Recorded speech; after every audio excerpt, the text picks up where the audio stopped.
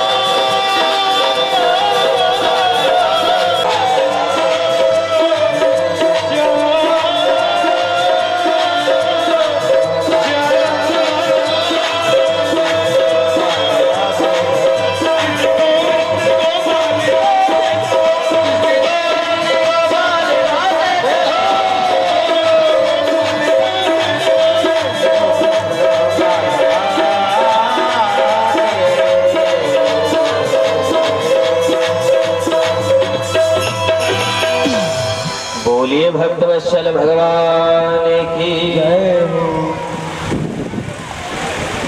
श्री सुखदेव जी कहते हैं, राजन प्रियव्रतो आत्मा रामः कथं ग्रहे रमत यन्मूल बन्धा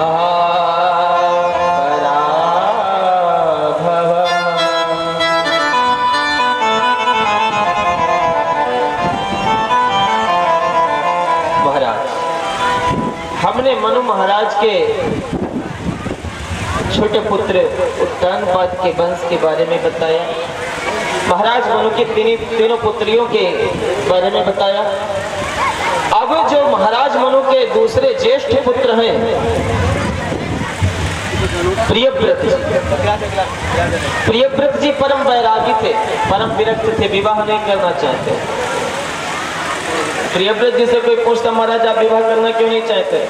तो प्रियव्रत जी कहते, भैया विवाह बंधन का कारण है, विवाह कर लिए तो संसार घर गृहस्थी के बंधन में फंस जाएंगे और हम ऐसा चाहते नहीं, हम नहीं चाहते कि हम बंधन में रहें। आज प्रियव्रत जो है ना, इन्होंने रथ पर सवार होकर सूर्य भगवान की 7 प्रदक्षिणाएं की महाराज प्रियव्रत ने। तो इनके रथ के पहियों से जो लीक बनी, जो रास्ते बन गए, वो 7 समुद्र हो गए। इन्होंने ही पृथ्वी को 7 द्वीपों में विभक्त किया महाराज प्रियव्रत ने।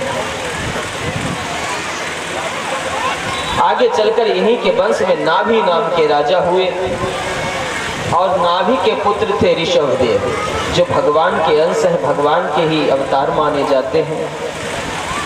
ऋषभदेव इतने बड़े योगी थे, इतने बड़े सिद्ध थे कि ईर्ष्या के वश होकर के देवराज इंद्र ने इनके राज्य में पानी नहीं बरसाया, बरसात बंद कर दी। तो भगवान ऋषभदेव ने क्या किया, अपने योग के द्वारा, योग से, तपोबल से अपने राज्य में बारिश करवा ली, बरसात करवा ली। बोले देवराज तुम बैठे तो बैठे रहो, हमने तो अपना पानी बरसा लिया है। इन्हीं के पुत्र हुए ऋषभदेव जी के भरत। देवराज इंद्र ने प्रसन्न होकर अपनी पुत्री जयंती का विवाह कर दिया था ऋषभदेव जी से।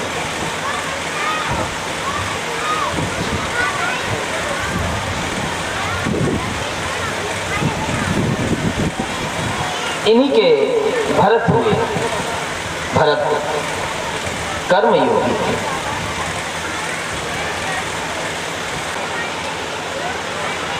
इन्हीं के नाम से अजनाभम नाम तत्वर्ष भारत आरंभ।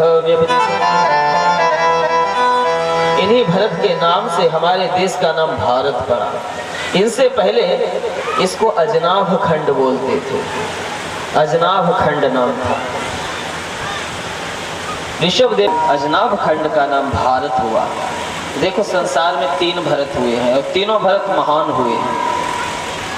ऋषभदेव के जो पुत्र भरत हैं ये ज्ञान योग के आचार्य हैं, और दूसरे हमारे प्रभु श्री राम के भैया भरत हैं, ये भक्ति योग के आचार्य हैं, और तीसरे दुष्यंत नंदन भरत हैं, कुरुवंश में हुए महाराज दुष्यंत के पुत्र शकुंतला से भरत। ये कर्म योग के आचार्य हैं। इन्होंने हस्तिनापुर की गद्दी कर्म के अनुसार निर्धारित कर दी। बोले जन्म सिद्ध अधिकार नहीं है, जन्म से हस्तिनापुर की गद्दी नहीं मिलेगी, जो कर्म से क्षत्रिय होगा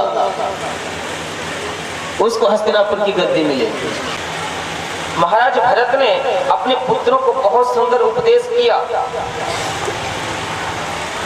और राज्य से उदासीन होकर के बोले राज्य में क्या करेंगे, भजन करेंगे भगवान का जाकर के, और अपने पुत्रों को राज्य दे दिया और वन में चले गए भजन करने के लिए। नेपाल चले गए, गंडकी नदी के किनारे जाकर के आश्रम बना लिया और वहां महाराज खूब नाम जप करते, खूब नाम जप करते।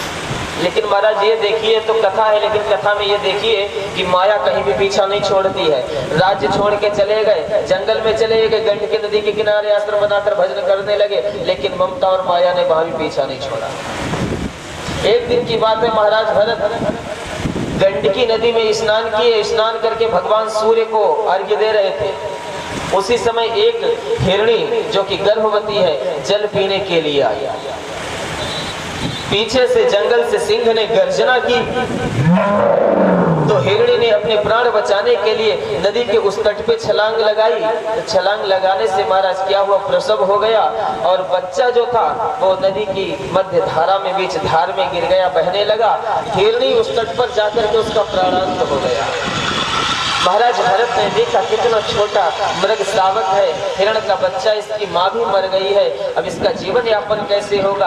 अंदर जाकर के उस हिरण के बच्चे को निकाल के ले आए, अपनी कुटिया पर ले आए, उसका लालन पालन करने लगे। जो खूब नाम जप करते थे, 100 मालाएं करते थे, अब तो केवल 90 ही कर पाते हैं, 10 मालाएं छूट गई।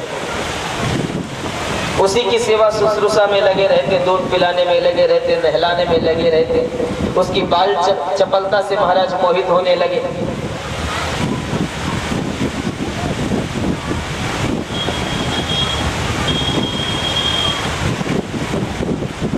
ऐसे मोह में फंसे कि 100 की 50 मालाएं ही रह गई।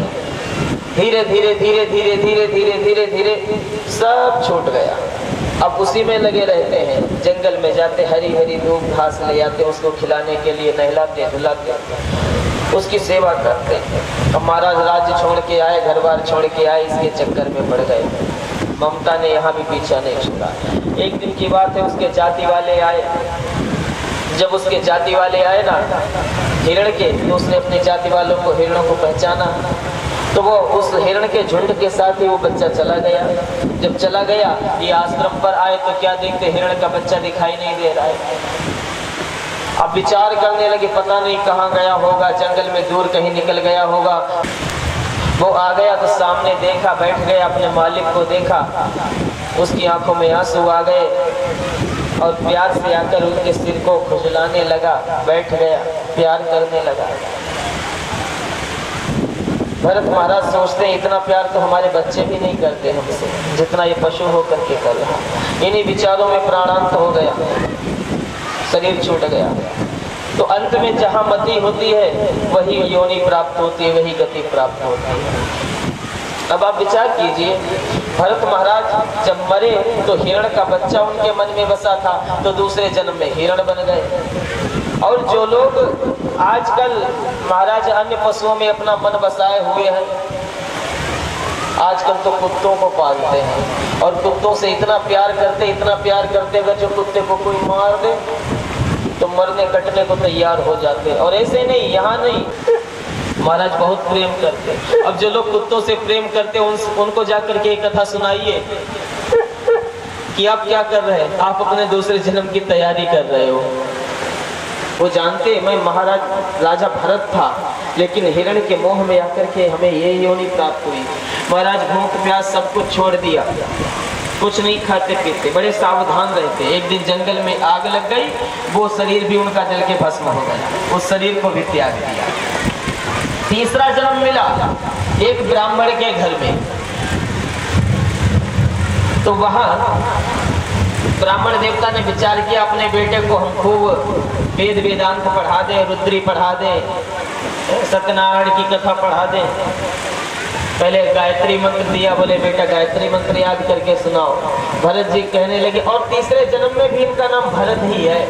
जो ब्राह्मण के घर में जन्म लिए जाकर के वहां भी भरत ही नाम रखा गया। बोले बेटा गायत्री मंत्र सुनाओ। अब है तो बड़े ज्ञानवान, विचार करने लगे अगर जो आज गायत्री मंत्र सुना दिया तो पिताजी कल कहेंगे बेटा सत्यनारायण की कथा याद कर लो और ये जमाने में चले जाओ सत्यनारायण की कथा करके आओ। और सत्यनारायण की कथा करके आ गए तो 2-4 पैसे कमाने लगेंगे। पिताजी क्या करेंगे, शादी कर देंगे, शादी कर देंगे, बाल बच्चे हो जाएंगे, फिर परिवार में मोहजाल में फिर फंस जाएंगे। बोले कुछ करेंगे ही नहीं, मंत्र ही नहीं सुनाएंगे जो कहानी आगे बढ़ेगी।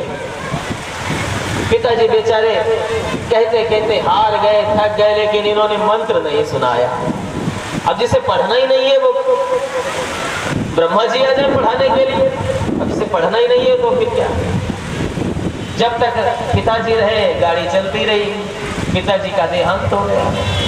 इनके जो बड़े भाई हैं उनकी शादियां हो गई। अब इन्हें तो किसी बात की टेंशन नहीं, कोई काम धंधा कुछ करते नहीं, मस्त पड़े रहते, खाने को जो मिल जाता वो खा लेते। जो पहनियां आ गई घर में, इनके बड़े भाइयों की शादियां हो गई। तो 2-4-6 महीने चलता रहा। कैसे चले ज्यादा दिनों तक। तो वो सारी उनकी श्रीमती जी जो है ना वो कहने लगी देखो तुम लोग तो खेतों में काम करते रहते, दिन रात मेहनत करते हो, सूखे मोटा हो गया है, कुछ करता धरता नहीं है, खाता रहता पड़ा रहता, इसे खेत पे ले जाओ काम करे जाकर। भाई कहते हैं अरे भाई है कोई बात नहीं, बेचारा थोड़ा दिमाग से कम है, घर में पड़ा है 4 रोटी खा लेता। अरे 4 खा ले तो कोई बात नहीं, ये तो 40 खाता है।